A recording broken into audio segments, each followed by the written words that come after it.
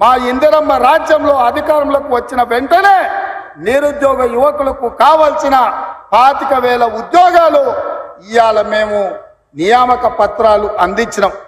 మార్చి 2 నాడు మళ్ళొక 6,000 ఉద్యోగాలు ఇవ్వబోతున్నాం. Group 1 పరీక్షల్ని notification ఇచ్చినాం. తొందరలోనే మెగా డిఎస్సి నోటిఫికేషన్ ఇచ్చి గ్రామాలలో, తండాలలో, గూడాలలో పేదోళ్ళ పిల్లలకు చదువులు చెప్పించడానికి పంతుల్లో నియామకం చేపట్టే బాధ్యత మా ప్రభుత్వం తీసుకుంటుందని ఈ చేవెళ్ళ గడ్డ మీద నుంచి నేను చెప్తున్నా.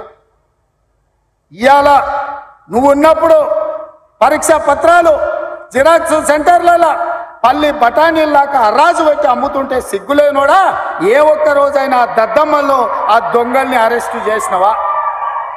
మేము వచ్చినాక బొక్కలేసినాం ఎవడైనా అట్లా చేస్తా అంటే.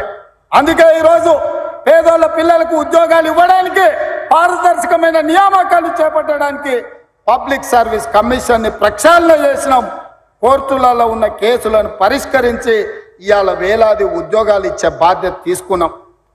ఒక్కరోజైనా తండ్రి నోటైనా, కొడుకు నోటైనా, అల్లు నోటైనా, బిడ్డ నోటైనా, వాని సుట్టపని నోటైనా ఈ ప్రభుత్వం మంచి పని చేసింది, ఈ పని మంచి చేసినందుకు మేము అభినందిస్తున్నామని ఒక్కరోజైనా మాట్లాడినరా? పొద్దున్న లేస్తే గవే చెత్త మాటలు, సొల్లు వాగుడు. ఎప్పుడు ఇది పోతుందా, ఎప్పుడు మేము కూర్చుంటామని.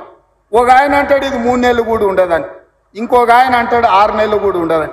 నేను చెప్పదలుచుకున్న సన్నాసులను, ఎవడైనా 3 నెలలు 6 నెలలు ఈ ప్రభుత్వం ఉండదు అని గ్రామాలకు వచ్చే మా కార్యకర్తలు వాళ్ళని పట్టుకొని యాప చెట్టు కట్టేసి లాగుల తొండలిడ్చి కొడతారని చెప్పి నేను ఈ సందర్భంగా చెప్పదలుచుకున్నా.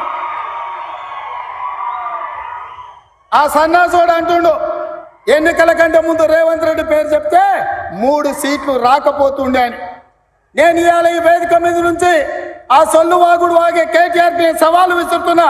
బిడ్డ, ఇవాళ నేనే ముఖ్యమంత్రి, నేనే పిసిసి ప్రెసిడెంట్ను. రేపు రాబోయే పార్లమెంట్ ఎన్నికల్లో నేను సవాలు విసురుతున్నా. నీ చేతనైతే దమ్ముంటే, నువ్వు మొగోడు అయితే ఈ తెలంగాణ రాష్ట్రంలో బిడ్డ ఒక్క సీటు గెలిచి చూపించు. నీ అయ్యా నువ్వు వస్తావా, నీ అయ్య వస్తాడా?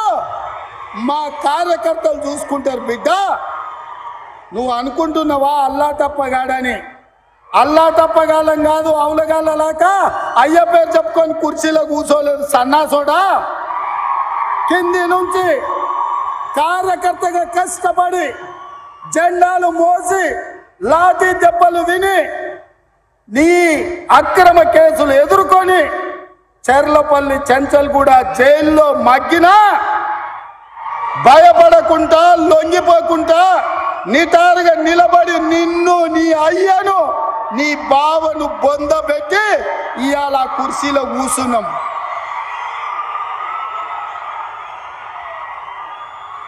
ఈ కుర్చీ ఇనాం కింద వచ్చింది కాదు, ఈ కుర్చీ అయ్య పేరు చెప్తూ వచ్చింది కాదు బిడ్డ. నల్లమల్ల అడవి నుంచి తొక్కుకుంటూ వచ్చి నీలాగటో నెత్తి మీద కాలు పెట్టి తొక్కి ఆ కుర్చీలో కూర్చోబెట్టి నువ్వు మా కార్యకర్తలు. ఇవాళ కుర్చీ ఉందంటే అది మా కార్యకర్తల త్యాగం.